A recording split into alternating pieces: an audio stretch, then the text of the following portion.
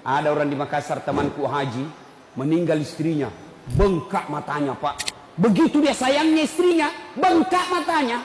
Apa dia bilang? Ustadz, rasanya tidak bisa lagi kulanjutkan hidupku. Ini separuh jiwaku hilang Ustadz. Ini istri saya luar biasa, tapi sekarang hancur perasaanku. Tidak bisa aku rasa lanjutkan hidupku. Saya bilang, hebatnya ini bapak ini, sayang betul sama istrinya. Sekalinya beberapa bulan kemudian, saya pergi jogging, lari-lari sore di Karebosi.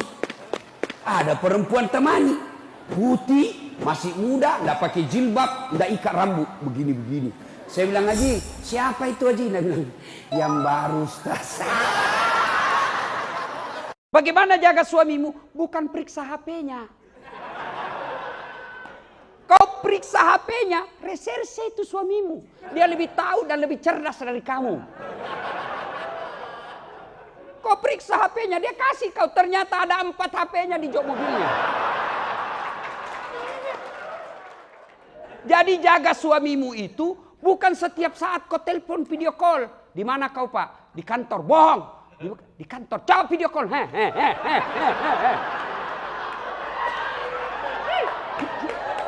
Kau alami semua itu toh? Maka bukan begitu cara menjaga suami. Cara menjaga suami satu, hadir kau di hatinya. Tidak mungkin kau bisa hadir di hatinya suamimu kalau kau kasar. Maka bisa jadi fisiknya kau kuasai, hatinya perempuan lain. Hancur kau. Maka yang baik bagaimana supaya hadir hatinya? Akhlakmu harus bagus. Bagaimana akhlak yang bagus? Tutur katamu lembut. Datang mertuamu, tunjukkan kepada suamimu kau sopan ngomong kepada mertuamu. Assalamualaikum Ibu. Lama ndak jumpa Ibu. Gimana kabar? Itu kalau video call. Bu, kapan datang ke Jakarta Bu? Kami rindu. Suamimu pura-pura ndak dengar. Tapi apa dalam hatinya? Ya Allah, lindungi istri saya. Dia sangat memuliakan ibu saya. Tapi kalau mertuamu datang baru duduk. Kapan datang Ibu? Baru. Kapan pulang?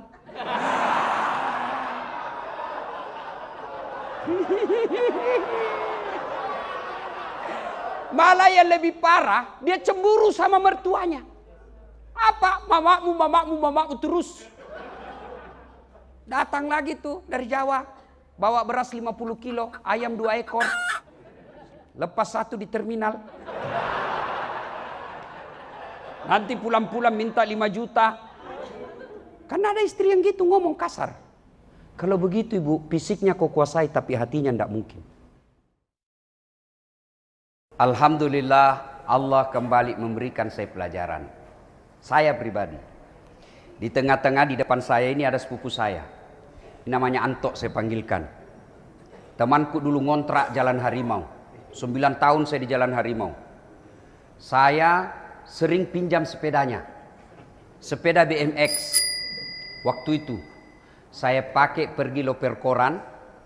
Saya pakai pergi mencuci.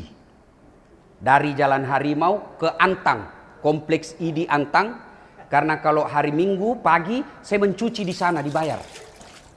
Ini ada sepupu saya di sini, saya disaksi. Dicuri lagi tuh sepeda.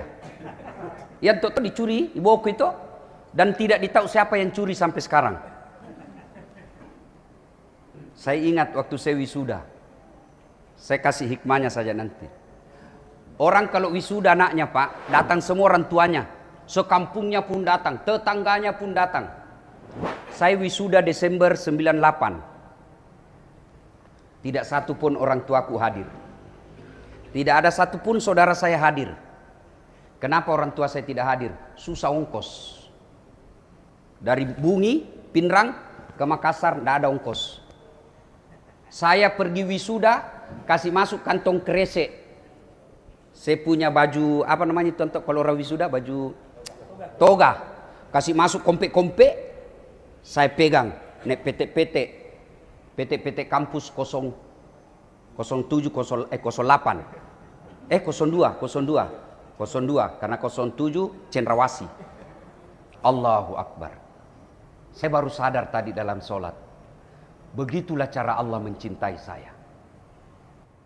Andai saja saya hidup zaman itu poya-poya, dikasih motor, dikasih rumah, dikasih uang yang banyak oleh Allah, bisa jadi saya jadi pengangguran sekarang. Allah mencintai saya, kasih susah hidupmu, kasih berat hidupmu. Supaya apa? Kau bisa tangguh menghadapi hidup ini. Anak-anak kita sekarang, magerta tuh, cakep, bagus-bagus bajunya.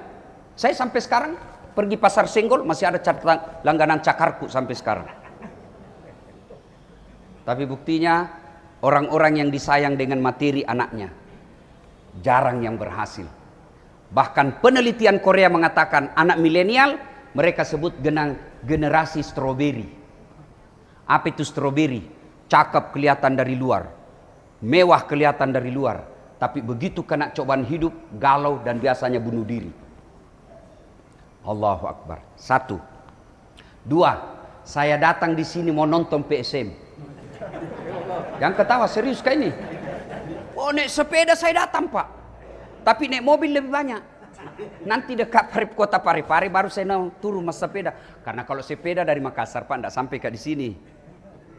Bapak tahu yang namanya pemain sepak bola, Pak Ustadz.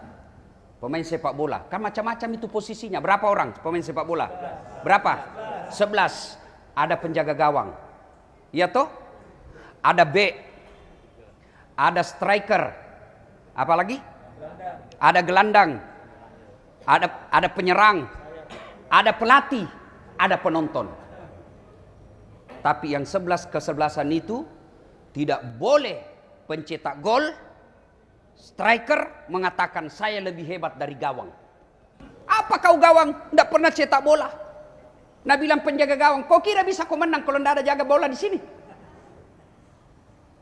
Makna pertama, dunia sepak bola. Jangan kau bandingkan dirimu dengan orang lain. Karena kau pasti punya kelebihan sendiri. Jangan kau merasa Dasat lebih hebat dari kamu, tidak. Jangan merasa cleaning service lebih hebat Dasat, tidak.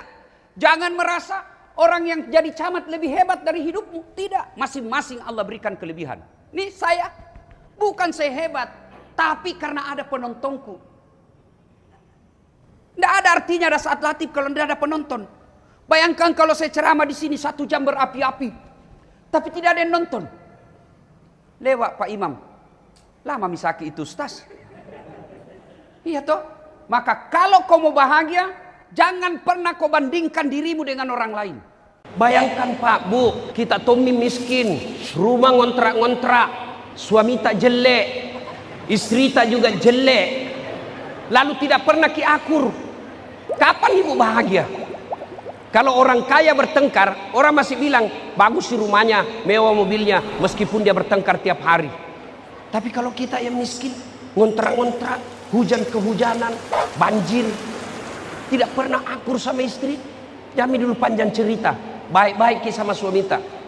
Kita juga Pak hormati istri kita. Ada 2 perempuan, 1 tinggi jabatannya suaminya, tapi pakaiannya tawa ala kadarnya, bersahaja hidupnya. 1 tinggi jabatan suaminya tapi glamor. Mana yang mulia di hadapan ibu? Mana? Yang orang akan cerita kebaikannya, apa Nabi lewat, siapa itu? Istrinya Kajati itu. Masa? Iya be, biasa aja pakaiannya, penampilannya.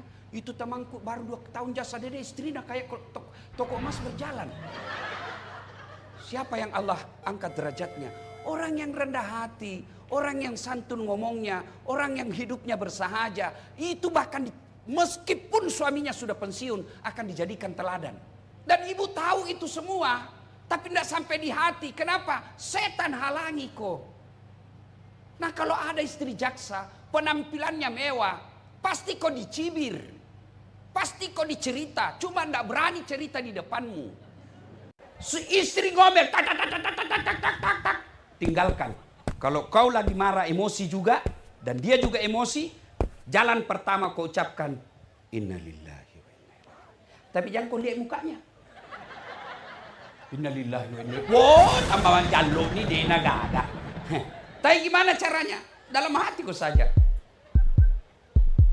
Sudah itu, tinggalkan tempat dudukmu. Karena kalau kau makin tinggal di tempat duduk itu, makin natindis kau setan. Sudah itu, sudah kau berdiri, tinggalkan jalan kau. Sudah itu masih marah rasanya dalam hatimu, ambil kau wudhu. Masih marah lagi dalam hatimu, dihina begitu, ambil kau sholat. Kalau masih marah kau selesai sholat, yakin kau bukan midasat di situ, tapi setan berdiri dalam dirinya. Tapi biasanya sudah ucapkan istighfar, setan sudah mulai menjauh. Apalagi sampai ambil air wudhu. Ini kalau kau masih percaya agama. Kalau kau sudah tidak percaya agama, tidak ada gunanya nasihat.